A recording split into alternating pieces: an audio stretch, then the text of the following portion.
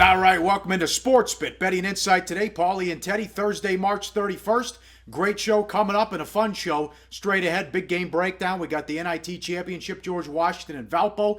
We got the Clippers and OKC in the association. Also the Bulls and the Rockets, the TNT doubleheader.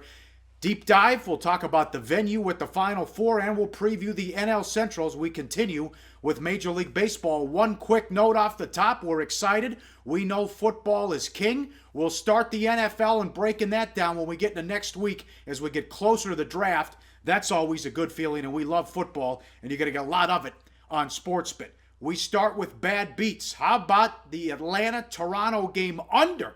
They made a shot in their last 5 possessions, and Mike Scott hit a bomb at the buzzer to put it over, Teddy. I mean, he was all smiles after the game, but not for people who had the game under. Yeah, look at that picture. Mike Scott's like, yeah, I drained it. And Scott can do that. Yeah, I mean, that guy's got range from the parking lot. Doesn't do it all the time, but tough beat if you had the under in that Hawks-Raptors affair. But we got to talk about Utah and Golden State, man. And another overtime loss. The Jazz, good shape throughout the game. They're up 5 late. They missed 16 free throws. Up 5 with 4.5 left. They had 1 field goal down the stretch of regulation. This is something we talked about on yesterday's show, Paul. We're worried about Utah's ability to score against Golden State. That was obviously the case here. And they only took Warriors, out-toughed them down the stretch. Utah's a tough team. But they only took a couple of 3-pointers, one from Klay Thompson that tied it at the end, but they really pounded it down low. And Draymond Green, he was the toughest of all. Blocked the shot on the final Jazz possession in regulation. Scored 6 points in overtime. Bad beat. If you had the Jazz, right side loser. Those are frustrating. You also saw history, though. 68-7 now for the Warriors. They're going to break the Bulls record. They only have 7 games left. They only have 2 more road games at Memphis and at San Antonio. If they win both road games, they'll break the Bulls record, 95-96 Bulls team, for most road wins in a season. And they get in at 3 in the morning, probably arrive at the hotel at 4. 12 hours later, they have to get on the bus and go to the arena. The game goes to overtime. They don't play well, and they still win and beat a team on the road that's trying to make the playoffs. And that's, we've been talking about how good Golden State is, and there's still, I don't know who or why. Well, I know who. A lot of the people in the media, a lot of the old-timers that are not convinced that this Warriors team could beat the great teams of old. Yeah. They will. They're going to earn their respect, and they have to earn their respect. But obviously, when you got 7 losses. And did you see Tony Parker's comments? How about that? To the French radio. He's like, yeah, Pop's probably going to rest us. Yeah. When Golden State comes to play. Yep. So even that game, which on paper looks tough, may not be quite as tough. No. And how about we got a legit bad beat for Canadians, Paul, the entire country. How about this? With the Flyers' win last night, that eliminated the Senators. For the first time since 1970, Canada is shut out of the NHL playoffs. That's brutal. That is. Yeah, it happened only one other time, as you mentioned, 1970. Oh, what's that? I was born then, but barely. Really? I certainly don't remember it. But, hockey's a Canadian sport. To see the entire country shut out of the postseason, yeah, that's a bad beat. Here's another one, too. If you had tickets to the CBI championship game in Reno, Nevada played Moorhead State. It was the first, according to the beat writer for Nevada, it was the first college basketball game in history that didn't go to overtime that was 3 hours. 49 fouls, 66 free throws. How the hell can you play a 3-hour college basketball game that doesn't go to overtime? Come on, guys, put away the whistle. That's a joke. Well, I mean, they said there were going to be more fouls this year in college basketball, and there have. Of course, with the 30-second shot clock, it allows more opportunities for fouls. And this game in particular, well, the refs were pretty whistle happy. And Nevada gets the win, gets the cover, gets the money. Yep. Game flies over, and it lasts an endless affair. Football, we're used to 3-hour football games. Yeah, sure. Hey, in college, sometimes you get the 4-hour games nowadays. Not so much in college hoops. Here, in college hoops, they schedule 2 hours for it. 3's a little bit much. Yeah. Bad bets. If you had the T-Wolves suffocating defense by the Clippers. That was a blowout, and that was over early. Yeah, it sure was. And, we got a couple of good quotes from Doc Rivers talking about how the Clips, and it's just been the last 3 or 4 games, where they're playing lockdown defense right now. We saw it against Minnesota. They've been filling up the hoop. Yeah. Let's see. Their starters missed their first 15 shots. They shot 27% in the first half, and they really were never in the game after halftime. And it's funny. The Clips have clearly played. I mean, this last week is the best ball I've seen them play in 3 months. Oklahoma City has played their best basketball of the season right now. So with all of the Spurs and the Warriors drawing so much attention, you just wonder if the Clips and OKC's legitimate improvements are being noted by the markets. And the other thing I'm wondering, we talk about the Clippers' defense. Luke Mbah-a-Moute, I know nobody knows this guy. I know nobody likes this guy. He is a defensive stud at the 4 spot, and his defense is going to be missed when Blake Griffin gets back. I'll tell you that much. What about San Antonio, Paul? Well, listen. You've been saying this. You do not lay 19 and 20 in the NBA. So people thought, hey, Spurs at home, the Pelicans only have 8 guys. Never a problem. I mean, it's a bad bet if you had the Spurs. Yeah, I mean, New Orleans are, again, without their top 5 scorers and several others. But you don't see many teams without their top 5 leading scorers, their entire starting lineup. And they still never trailed by more than 18, But what people tend to forget, the last guy off the bench in the NBA, guess what? He's an NBA player too. And the favorite in these situations has no reason to play with any urgency. And of course, Paul, this is something that we talked about last week. Did I follow my own advice? Did I follow my own advice and put a ticket on New Orleans in my pocket? I did not. Come on. I'm an idiot, and I'm just kicking myself. I'm so mad at myself. It's one of the most frustrating things as a handicapper. You say something, you know it's true. Do I pull the trigger? Well, you find some stupid reason not to. Wire-to-wire winner. That's me being a moron. And another record, with that win last night, the Spurs start 38-0 at home. That's the record. And Nick Bogdanovich, director of trading at William Hill, he put the prop up. We discussed it on yesterday's show. 9-1 the take back. Will a team go undefeated at home through the playoffs in the NBA? I know what Parker said yesterday in the interview. Well, at least you have Golden State too. So the take back 9-1 at William Hill if a team can run the table at home through the playoffs in the association. Now, a good feedback yesterday on listen, our entertainment's the source of your pain here. But with the Toei, we got, they were ready for you. I'll tell you that. You want to add to this?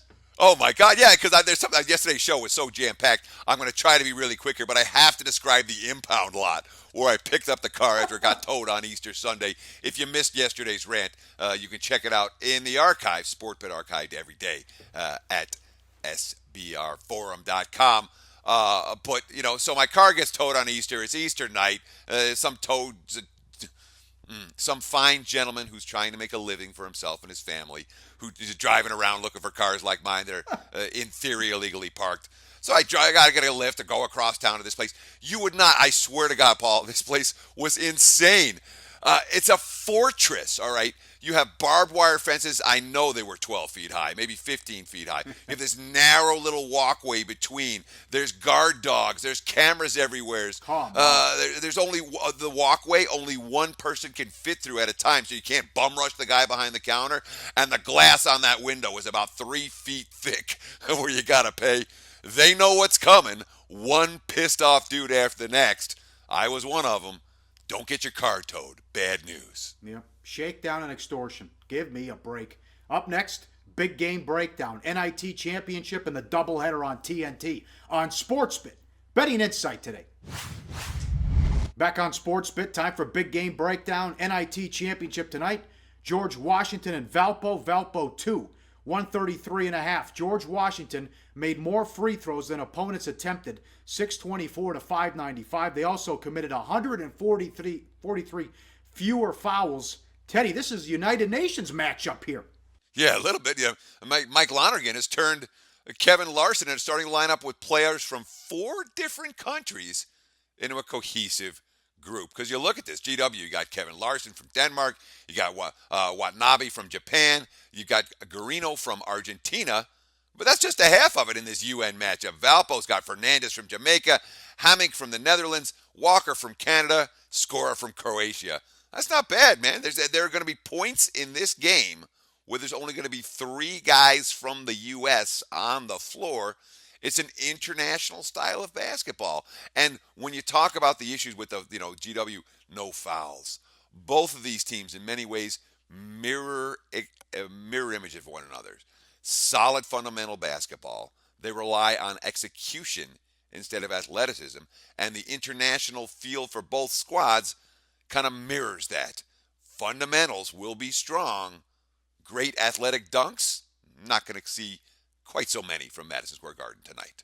The NBA, TNT, game 1 of the doubleheader, Bulls and the Rockets. Projected line, Rockets 4, 2-12. Both teams up against it here. Let's start with the Bulls. 2 games out of the 8th seed in the East. And in the West, you got Houston, Dallas, Utah. All 37 and 38. 2 teams go to the playoffs, 1 goes home. Houston, though, again, down 20 against the Cavs without LeBron. And Teddy, even though the Bulls won on the road at Indiana, was that a real win and a confidence builder? I'm not sure that it was. You look at the Bulls starters in that game, and they got outplayed by their own reserves. Starters 15 of 45 from the floor, 35 points, 19 boards. The reserves shot better than 50%, scored more than 50 points, had more rebounds. So I'm not convinced a starting lineup that doesn't really have a whole lot of confidence right now in Chicago gained any confidence from beating the Pacers. It saved them. It may have saved their season in some sense, but, they had to have it. They're still 2 full games out of the number 8 seed right now, and it's worth noting this projected line. Because one of the things I do when I don't have a real number to talk about, obviously we record very early before the numbers are posted for some of the games.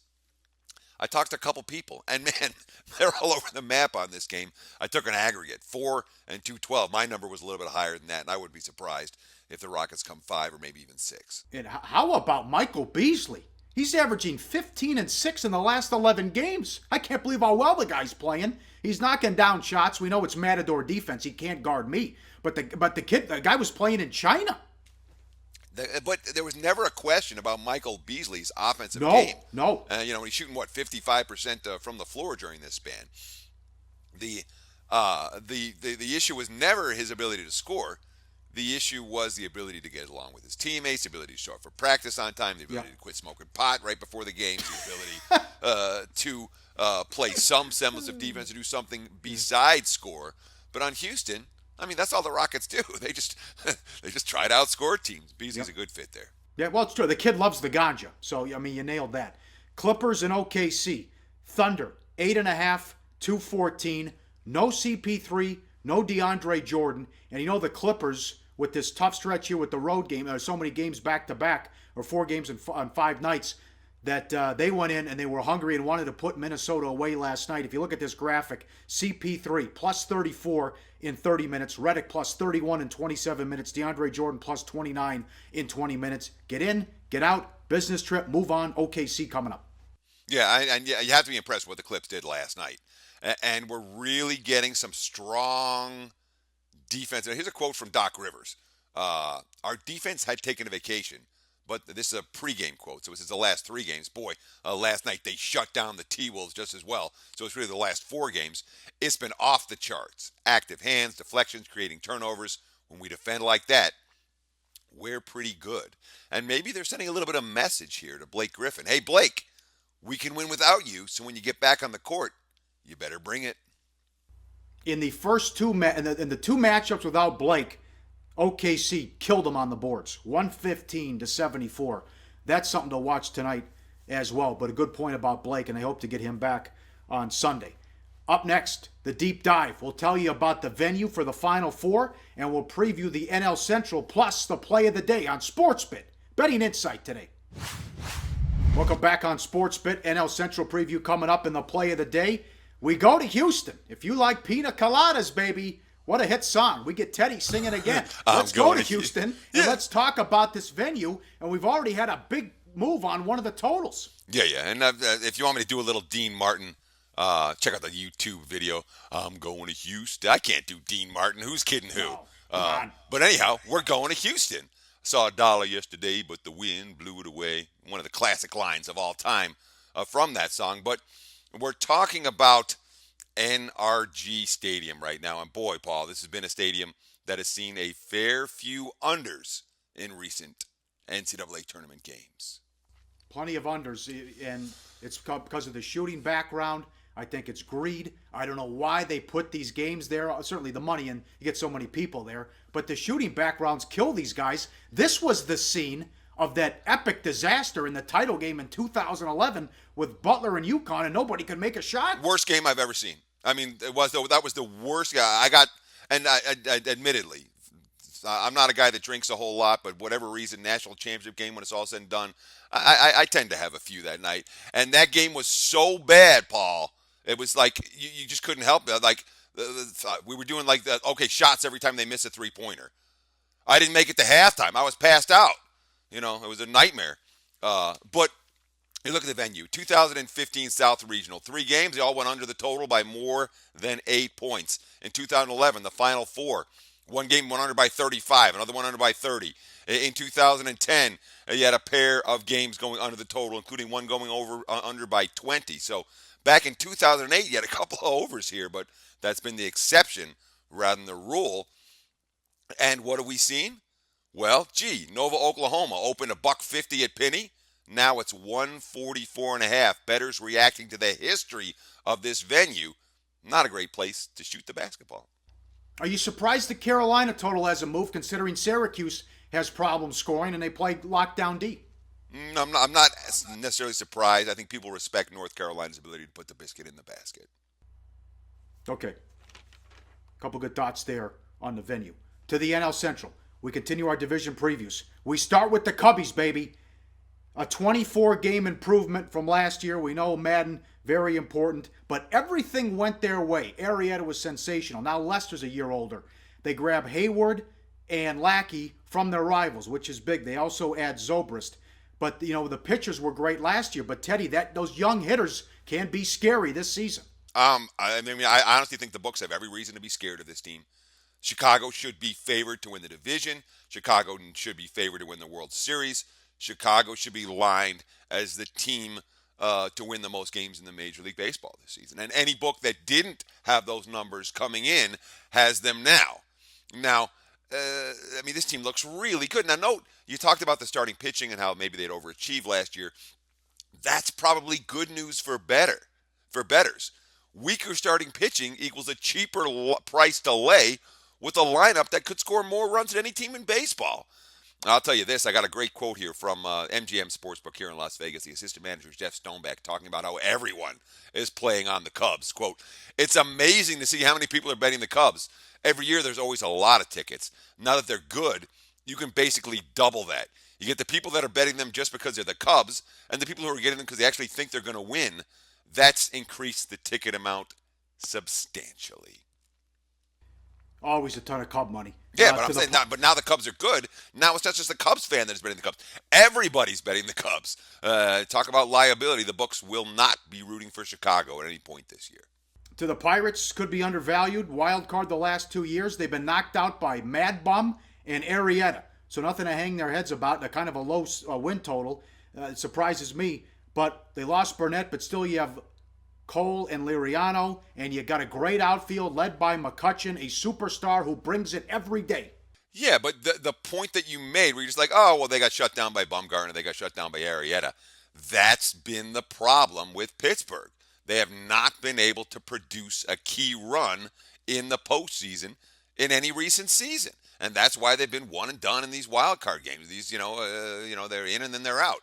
And let's not forget, for all of the success that the Pirates had last year, they went 36-17 in one-run games.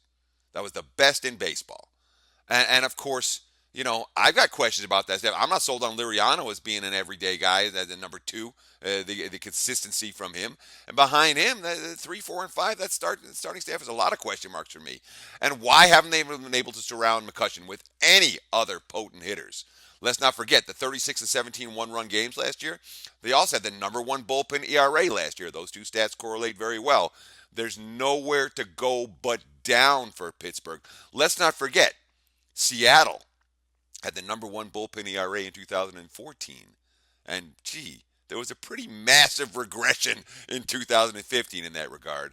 It sounds to me like you like the Pirates more than I do coming into the campaign. Well, yeah, I do, but that's a good point about surrounding McCutchen with some help. Spend some money. I'll agree with you there. The Pirates should spend some cash. Cardinals now. This was astonishing. They won 100 games last year, and Wainwright was out. Now they lose Hayward and Lackey, as I mentioned. They go to the Cubs. Lynn's out. That's a big injury. But the good news, Wainwright has looked like his old self in spring training. They certainly have. And again, this team, they lost their number one starter before the season began last year. And what'd they finish? Number one in Major League Baseball in ERA. Number two in net profits last year, up more than 22 units. This is one of the best organizations in baseball. That's why they've made the playoffs 5 years in a row. That's why they're able to survive when their number one starter goes down very early. I'm not worried about Lynn being out. We've seen the Cardinals grow pitchers the way no other organization in sports has been able to do, or in baseball has been able to do. I would love to see a basketball team start growing pitchers. That'd be bizarre. But again, number two in profits last year. They were top 10 in profits in 2014. They were top 5 in profits in 2013. Fade the cards at your own risk. This team, year in, year out, even with no names, they find a way to get it done. To the Brewers, they have a lot of sluggers in the lineup. Last year, the starters' ERA, horrific. It was close to 5. Huge, horrible ERA for the Brewers. Council studied and read up a lot about analytics in the offseason. I don't care what he reads. He's got a bad team this year. Yeah. That being said, I wouldn't be surprised if the Brewers score some runs. They do have bats. LaCroix, they bring in Chris Carter from Houston. I mean, Carter's not ever going to hit for average, but the guy can bop. He could get 25, 30, 35 home runs there. Ryan Braun, the former MVP. They got Willie Middlebrooks. They got Scooter Gennett. They got some decent bats. We know the starting staff is iffy at best. So maybe you say, how are we going to approach the Brewers?